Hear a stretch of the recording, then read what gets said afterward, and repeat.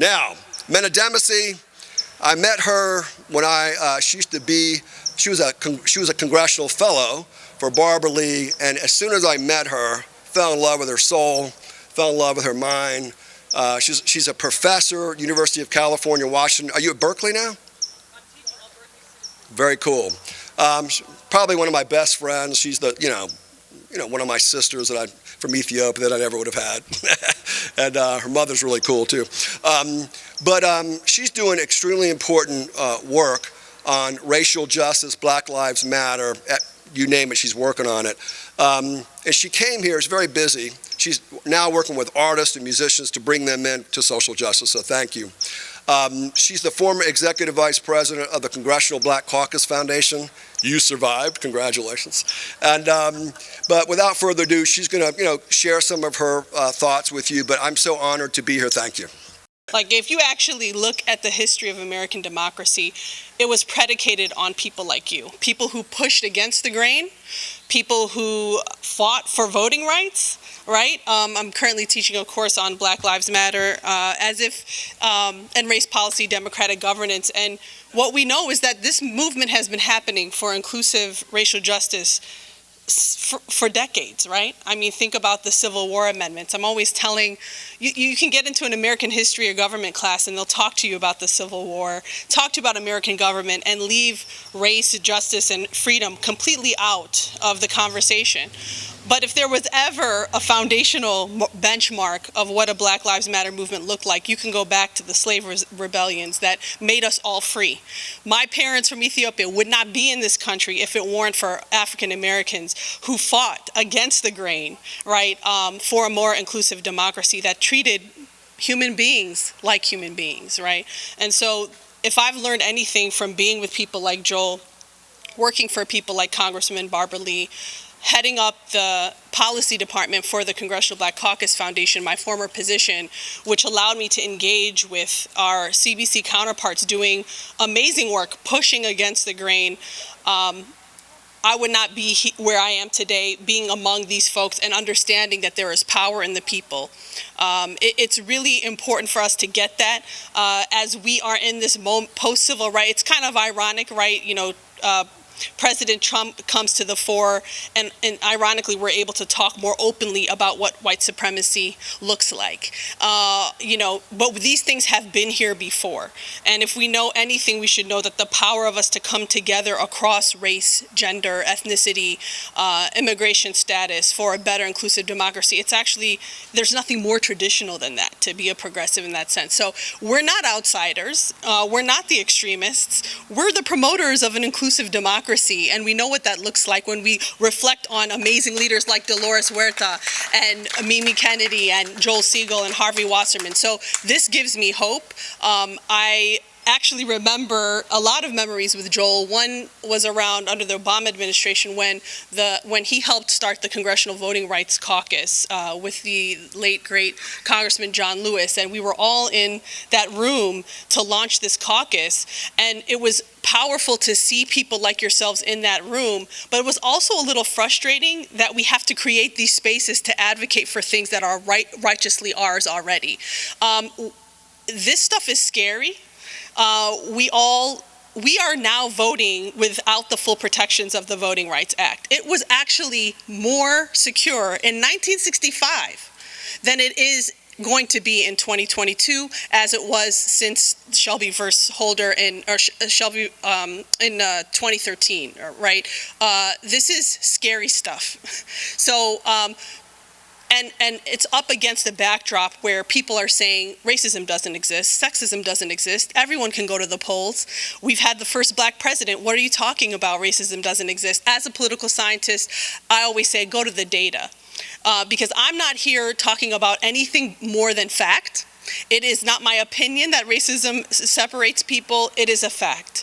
Look at the data. I don't want race to continue to explain outcomes in housing and healthcare and criminal justice. I don't want it to explain it. But when we look at it, there's considerably a disproportionate effect on the same communities that we continue to fight for in 2022. This is a problem, right? So go back to what we know. We know that if it weren't for slave rebellions, if it weren't for the Civil War, we would not have the 13th Amendment to the Constitution that abolishes slavery. We wouldn't have one of the most fundamental amendments that allow all of us to do this work, and that's the 14th Amendment, Equal Protection Clause, on the backs of people who were fighting for it that were considered chattel slavery. So imagine if the progressives of that time didn't do their due diligence. We would not be here. So again, nothing more traditional in American democracy than a good dose of progressive activism. It's what got here today. 15th Amendment. I always say, these amendments are democracy is a project, right? So with every amendment to the Constitution, it was an approach to try to do better in democracy. Otherwise, we wouldn't have these amendments. But if a 15th Amendment existed to give women the right to vote, as recently as 1920, it's because there was a system in this place that ostracized women from voting, right? If there's an equal protection law clause, it's because it didn't exist for all people. And if the 13th Amendment was here, it's because there was a system known as slavery that oppressed people. So to have a conversation about voting rights without understanding how race and racism continue to play a fundamental role in outcomes, it's a problem. And we're in a post-civil rights era, right? So 50 years ago, before my time, you knew who was against you because they said it loud and proud. You can't do that anymore. It's unconstitutional. So now we have a covert systemic effort of oppression, racism, sexism that is chopping at us by the bit. So you can talk about voter restrictive laws, and actually a lot of this started after Obama showcased how progressives could come out and vote 130 million plus. That scared the crap out of a lot of people. And 30-some Republican-governed states at the time started to introduce these voter restrictive bills, right? Without any evidence of voter fraud. It's mind-boggling that we're even talking about this. It's mind-boggling that the Voting Rights Act was repealed.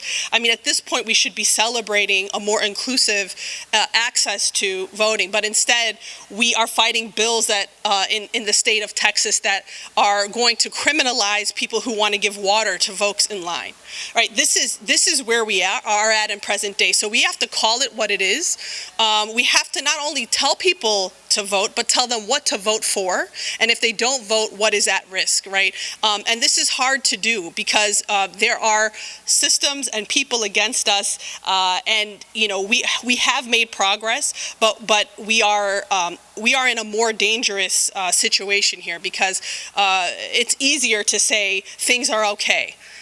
We've made progress. But if you actually look at these restrictive voting bills, they're doing everything in its power, and they are succeeding in marginalizing Black and brown people, low-income people, progressives all across the country. So we really need to speak out to that. I mean, John Lewis of all, he said, the vote is the most powerful nonviolent tool that we have for change. But we have to be loud about it. We have to call people out. I'm happy to be among people like both Harvey and Joel who are out here trying to make a difference. But I will say that we need to do this together. I have power and faith in young people. I teach mostly Latino, Asian, and white students through the UC system. And 10 years ago, it was hard for me to teach a class where people didn't take these things personally. Now, I'm telling you, these kids look like you and me. They are ready for the good fight. Maybe it's something that you guys got in the water here out in California, but change is happening. And if anything, progressives have shown that the more of us that show up to vote, the more we get what we want, right? So there's a reason for that, and there's a reason for that pushback. So I will stop there, but I want to say keep up the good fight because being a progressive is in our blood. It's what makes our democracy better. And there's nothing more mainstream than being a good old progressive activist. So we ain't gonna stop. So let's show up to the polls. Let's make sure we do it together, and let's speak out and be the change we want to see. Thanks, guys.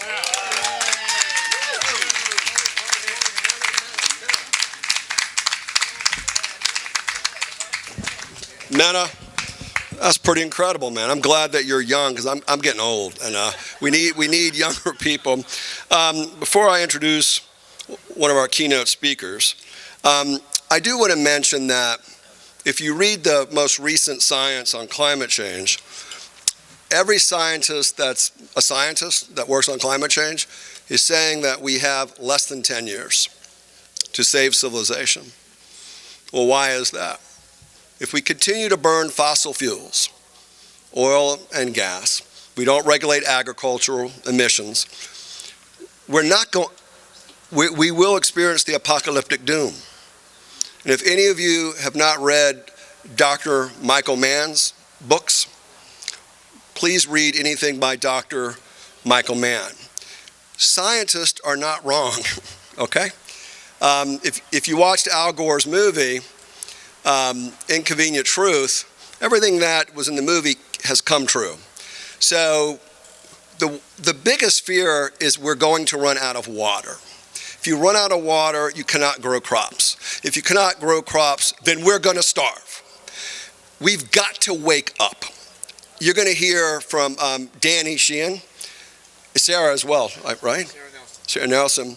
Now, they have an initiative to make California go 100% clean renewable energy. Tatanka Bricca, my hero, is working with Dolores Huerta to make this happen, to pass this in the state legislature. Everybody here, you got to get behind this bill.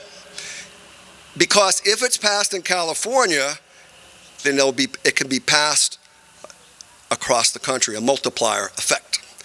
And then I'm working with the Princess of Ghana, Princess Okanse. She wants to replicate the California bill in Ghana. Ain't that cool? It's pretty cool, right?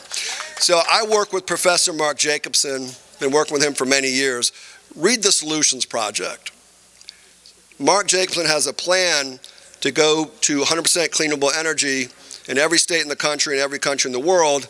I was working on climate change for a very long time in North Carolina. We actually got the city of Charlotte, where Duke Energy is, to go to 100% clean renewable energy in the transportation and energy sectors. Guess who opposed us? Our mayor. Our mayor.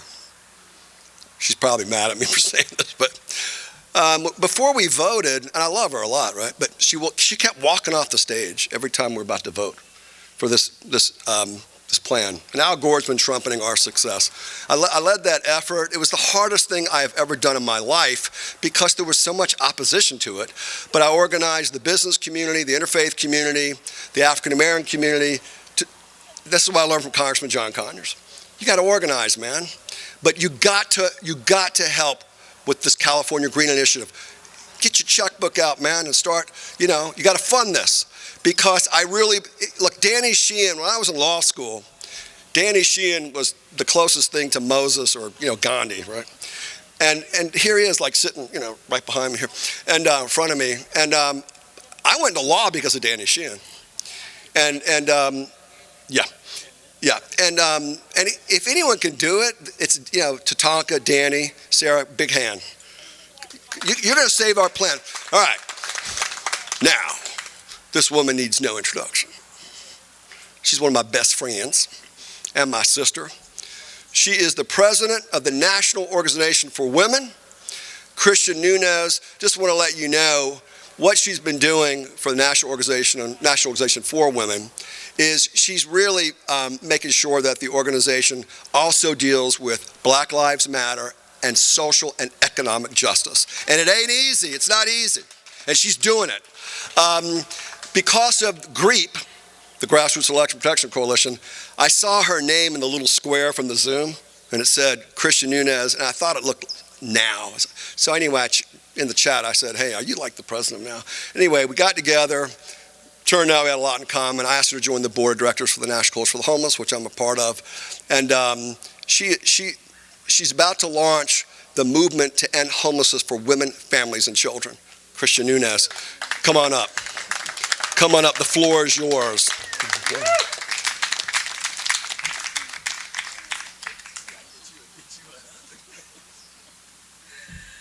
All right. I am tall, so let me read. Let's see, how do I lift this? Well, we'll just turn to the side because I'm 6'1", and all these Zoom calls, you only see my head and my neck. So, okay, there we go. Okay, perfect. Thank you. Well, it is a pleasure to be here with all of you today. Thank you, Jan and Jerry, for hosting, GREEP, PDA, all the wonderful activists that are here, Joel, Harvey. It is just such a pleasure to be here. National Organization for Women, thank you for allowing me to have the platform to interact with so many wonderful activists and advocates who are here to really help us get our democracy in line. So today I'm going to do a little bit of different talk, and it's still about progressive, about our democracy. It's still about our elections, but I want to come from you for a different perspective, right? And not really church. We're here on Sunday, but what I want to do is I want us to talk about two important questions that I think it's really important that we really think about when we're talking about our democracy. And I say these things because I think sometimes we get miscentered, right? And when we're talking about save our democracy, I hear this a lot, save our democracy, save our democracy, save our democracy. But are we really trying to save our democracy? Because the democracy that we've been having, it keeps bringing us back to the same thing over and over again. We are here, back here where we are, because the democracy that was originally founded, that started us, was centered in patriarchy, white supremacy, and oppression. So do we really want to save that? So I'm questioning you all to think about that. What we really should be doing is dismantling, reconstructing, so that we really can save our democracy. So that's my question for you today. My first question is, what are all you want to do to help us reconstruct our democracy so that we can save our democracy? That's the first thing. Because as we are all here today, a lot of times we get lost in the idea that it becomes a political thing. We say progressives versus Republicans versus right extreme versus left extremists and things like that. And yes, we can clearly see that there has been a lot on the right, the right side extremists that have been doing a lot of this cause, But we can also see that there are some on our side too that have not been doing what they need to do, right? I'm not going to name any names, we know who they are. Right? But what we have to really truly acknowledge is that we all have responsibility and accountability to making sure that we are in this cause together. And we are working together to make sure that we are taking our initiatives and we're walking and we're working in our purpose. So my second question for you today is, what legacy do you want to leave behind? What legacy do you want to leave behind when we're thinking about the democracy we're leaving for the next generation? Because that is what's going to matter. When we sit here and we're talking, we're working about voter protection and elections, how do we really truly do that if we're not truly dedicated and committed to the purpose we all got into this work before originally? When I ask you, Joel, why did you get in this work? Black Lives Matter. Harvey, why did you get in this work? Nuclear power. Okay. Carol, why did you get in this work? Bringing all people together from every background and race and religion to be one human family. Okay, one human family. Okay. Menna, why'd you get in this work? Okay. And Mimi, why'd you get in this work? Okay. So these are some great answers. But what we have to remember is that purpose we got into this work for. And even though it may be different, we have to de-silo. That's right. We have to get out of our silos and remember we're all in this for a collective purpose, for equity and justice. We're all in this to heal. We're all in this to transform. We're all in this to make changes. Because those changes is what's going to save this world. It's going to save our democracy. It's going to make a difference. And in all these different issues we have, underneath it all, it's all about humanity. Right?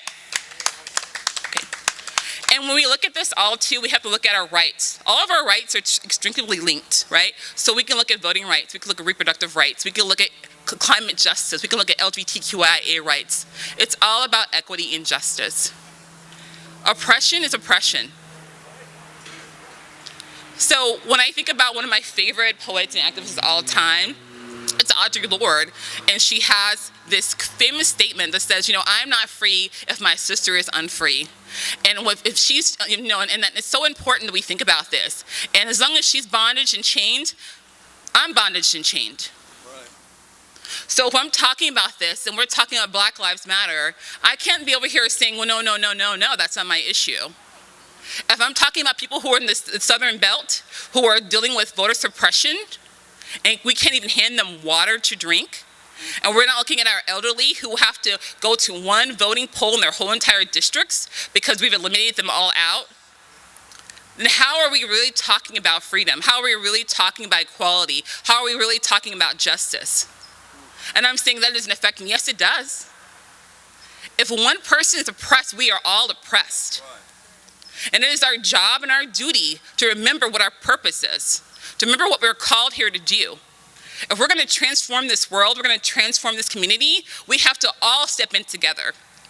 We can no longer be siloed. We cannot be siloed. We cannot change this world. We cannot have democracy. We cannot leave the next generation a hot mess. I'm sorry, it's a hot mess right now, right?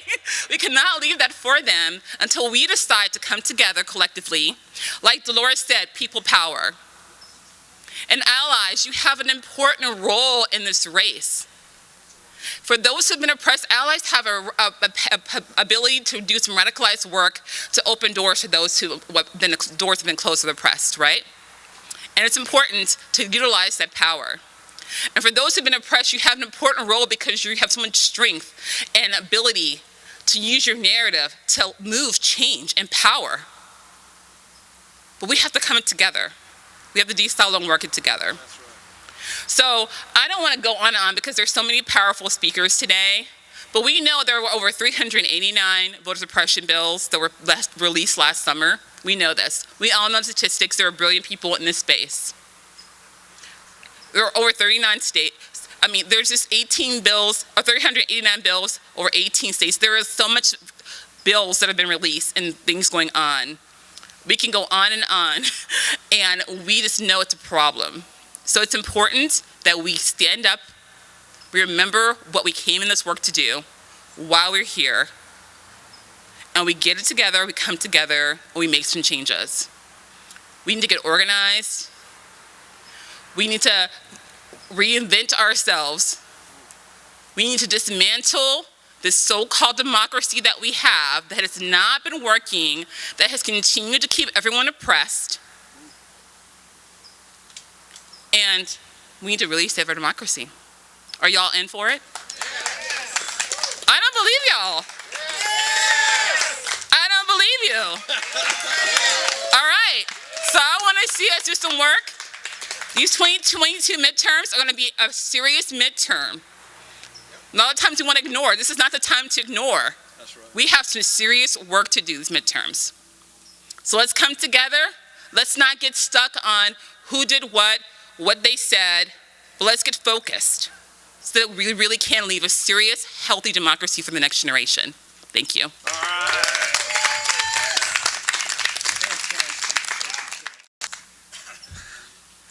Well, that's a tough act to follow.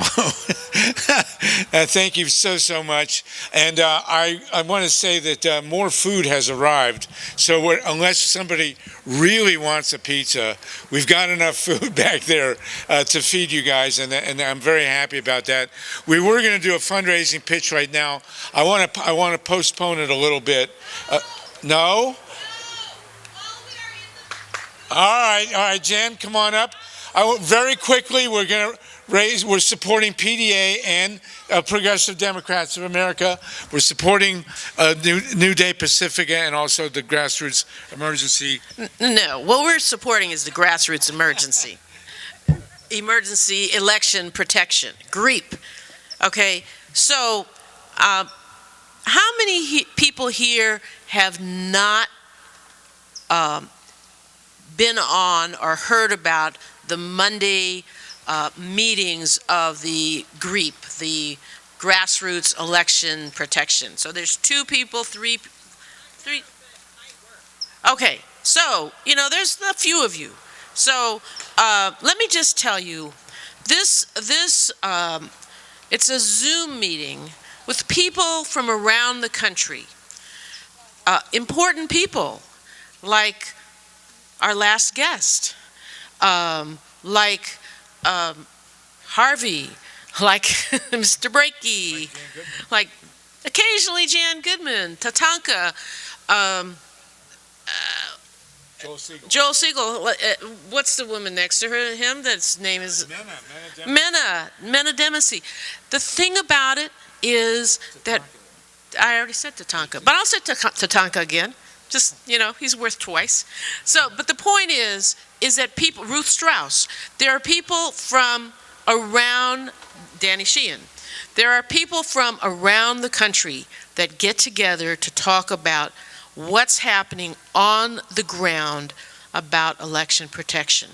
And this is really an important group of people, and it's an important meeting because people come together and they actually talk about what's going on and plans, and they cross-fertilize each other and get information and act and do actions and plan actions. And we kind of think, oh, it's the internet, it's Zoom, this doesn't cost anything to do, but that is actually not true. Organizing takes money. I know that's since Jess Unruh said, I believe it was Jess Unruh who said that money is the mother's milk of politics. And it's the mother's milk of left-wing politics and right-wing politics. And we, unfortunately, don't have enough of it. Actually we do, but it's mostly in our pockets and not out there where it's going to do some good. So what I'm here to do today, right now, is to, first of all, thank everyone for the donations they've already made. When you came in the door, you made a donation, and we are grateful for that. But if we are to do the work that has to be done with election protection, we really need more donations. And it does not look like we have a lot of people here, but online we have more. 114, it's been up to 150. There were the PDA people, there was another probably a couple hundred on the PDA feed. So it looks like we're just us, but this is actually spreading out a long way, and I think some of this is also going to be repeated on the GREEP program tomorrow. So the point is that we are a power. We are, as Dolores said, we are people power. We're just a few of us here, but from among us here, we need to raise some more money. And I know that it may sound like a crazy amount of money, and it probably is because I know most of you here, but I'm wondering if we could raise $10,000. Because if we could raise $10,000, that would really go a long way in supporting these phone calls that are very critical. If we're going to do something about the midterms and about the congressional elections in the fall, this is one big critical part of the program. So, yes.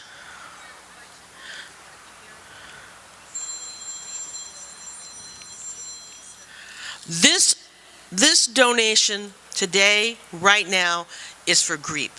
It is only for GREEP. New Day Pacifica, we can talk about another time.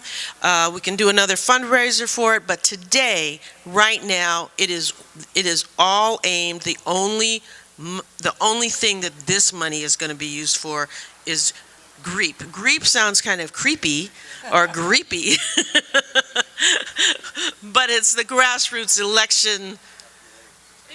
Emergency Election Protection group. Okay, so that is what it's for. So that being said, I know that, maybe there's somebody who snuck in here who could write a $10,000 check. I am an optimistic person, and I will tell you, it never ceases to amaze me that occasionally somebody writes a much bigger check than I ever imagined. So I don't want to underestimate anybody. So I want to give everybody a chance. Look in your wallet, look in your credit, look and see if you have it. If you have $10,000. No? Okay. Yes. I know this is far below $10,000,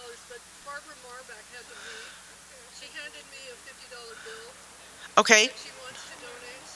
Okay, we will be happy to take that. Thank you, Barbara. Barbara Marbach is a person who is part of, well, she's a social worker, and she is she is part of the governance structure. There's Barbara Marbach, who hasn't actually left yet. She's, so there's $50. Is there anybody here who could donate $5,000? Again, I know it's a big ask, but this is something worth asking big for. Is there a $5,000 donation anywhere? So I was just told that Jody Evans is here, and Jody, can you hear me? Harvey wants to say something to you. We're just, so Jody Evans here is one of the co-founders of Code Pink. So we want to say hello. Diplomacy, really. So I have to move myself to accommodate the, okay, all right. So how about $2,500? Now I know that nobody came here expecting to donate $2,500, but if you're able to, and let me also say this, some people don't like to be put on the spot, and I am telling you that I am not trying to put anybody on the spot. And some people don't like to donate money publicly. They might donate $10,000, but they don't want people to know that they're donating $10,000. So please don't feel that I am, like saying, oh, if you don't donate this amount of money, even though you can, that you are somehow not doing a good job. So I just want to make that clear. But Joel, okay. Well, they asked the question, people can donate online if they want. Okay, so people can donate online, and how do they donate online, Joel? Come up here and tell us.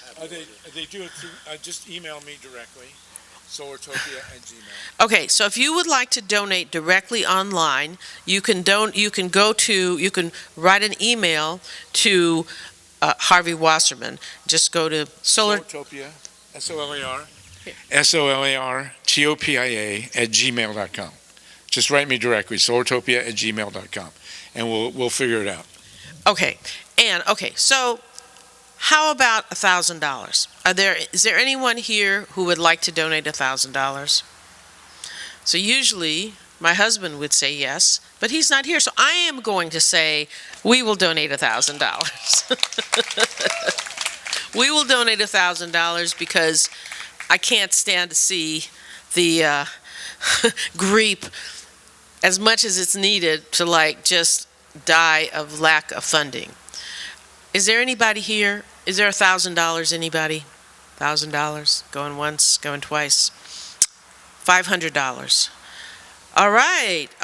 Is that Julie Levine back there? Thank you, Julie. All right. Julie, is there another $500? Okay, Tatanka and Carol will also donate $500. Okay, another $500 anywhere? Anybody? Okay, $2,000. Do we have another $250? Anyone? Mimi Kennedy, $250. And what's Menna Demassie. Menna Demassie, another $250. Okay, now we're back. His first name starts with a D, but I can't remember it. What is it? Desmond, another $250. Now, there's a basket right there, if you have a check. Who should go, can we take credit cards? Yeah, we can figure that out. Okay, so see Mila right over here. And Mila, so Desmond, Julie Levine, Tatanka, anybody, another $250? GREEP. GREEP. GREEP. That's it. GREEP. Any more $250? Going once? Okay, well, we are Go ahead. Okay, coming up, we're going to have what? John Brakey and who else? Yes, well, here, let me. And, wait, and Danny Sheehan are coming up. So, okay, another question.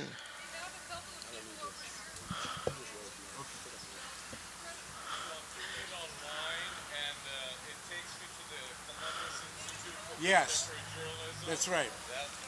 Okay, so the Columbus Institute, Yeah, or CICJ. CICJ, it's a nonprofit, and it's tax deductible because this is all educational work, right? Yes. Right, it is. Okay, now, one more chance for $250. You can put it on your credit card if you do it online, and we'll follow up. Okay, and what about $100? Okay, John Brakey will do 100, and Francine will do 100, and Tom English will do 100, and Paul Newman will do 100, and Robert Payne will do 100, and Nancy Perlman in there, and anybody else? Any more $100? Oh, say that again? Larry O'Connell? No. Gary O'Connell. Gary O'Connell. Okay. Any more $100? And now we have the $50 from Barbara Marbach. And any more $50? All the rest of you, anybody, $50? Okay. And now. Let me throw one thing in. What about our books? Yes. Okay, wait a minute. Anybody that donates 50 or more, I'll give you a free book and sign it, okay? No, it's not free, it's included. Well, it's included, yes. And I will also, since I write for Hustler, I will pose for a centerfold, so there you go. Do you want the centerfold also, or, okay. Anybody would turn that one down. But thank you. Yes, if you do donate, then a book comes with it, and I'll sign it. I have a lot of books here for you. Okay, thank you, you guys. Wait a minute. So in addition, we have. Has anybody talked about the book today? I did, yes. Okay, so the books are also available for purchase over here for $20. You should buy a book. You should take home a book. It's a party favor to yourself. It's really, it will be interesting, enlightening, and entertaining all at the same time. Harvey is a really marvelous writer. He's full of knowledge. Okay, so I before we leave, so I thank you so much. Thank you so much. I think we actually raised a couple $1,000s here, and that's going to really help the election protection. I want to introduce, before they leave, we have two women who are running for judges.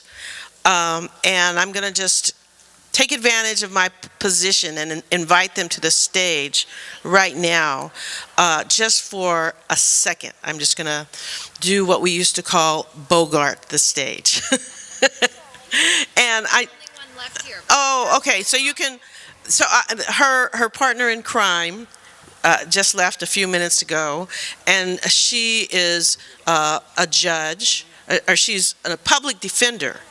So wouldn't it be nice to have another former public defender be a judge? And we in Los Angeles County? Yes. We in Los Angeles County get to vote for judges. So what's her name? Oh, can I give a little? Yeah, okay, so. Okay. Very Thank you. Very short. Of course, I can even be shorter. So my name's Elizabeth Lashley Haynes. I'm one of 4 women who are running this June for Superior Court judge positions. We have a slate. We're all very progressive. There's 3 public defenders and 1 civil rights union side attorney. You can find out more about us at thedefendersofjustice2022.com. And I'll tell you a little fact. The voters of LA County have never elected a public defender before. So you all get to be the first ones to make it happen. And I look forward to having anyone support reaching out through the defendersofjustice.com, and it's time that we stop having a pipeline of prosecutors to judges and then reinventing this mass incarceration over and over again. We need to come up with smarter, better alternatives of how to go about our legal system in a more just, equitable way with dignity and compassion. That's what we all stand for. Thanks so much. Thank you.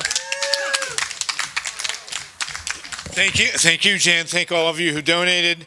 Again, the books are here, and if you donate, we'll definitely get you a book, which I'm going to sign. I'm going to introduce Tatanka, who's going to bring on Danny Sheehan and Sara Nelson.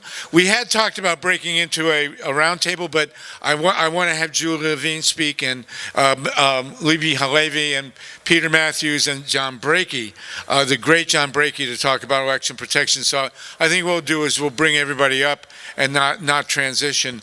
I do want to mention Jan Goodman and Jerry Manpearl and their incredible fight to preserve the Pacifica Network. The Pacifica Network, we had an election where 55% of the membership voted for a new structure of Pacifica, and we're being opposed wrongly in court. We also have had an election on the KPFK board where 4 people were knocked off, and a lot of other questions that need to be raised. And the Pacifica legal team has been suing people who talk like this, so this is important to deal with. Jan and Jerry have devoted countless hours to this fight, and they are to be applauded. We desperately need the Pacifica Network to fight for us, and Jan and Jerry have been absolutely magnificent. They're being personally attacked. It's really wrong. Very important that we keep with them. And Jan, thank you, and Jerry, for your work on the Pacifica, on New Day Pacifica. So please talk to them about how to save this network. It's incredibly important and really difficult. I mean, really hard to understand what they're going through. I want to acknowledge Eileen Proctor. Eileen's work has been fabulous. She is the PR person of the actual left.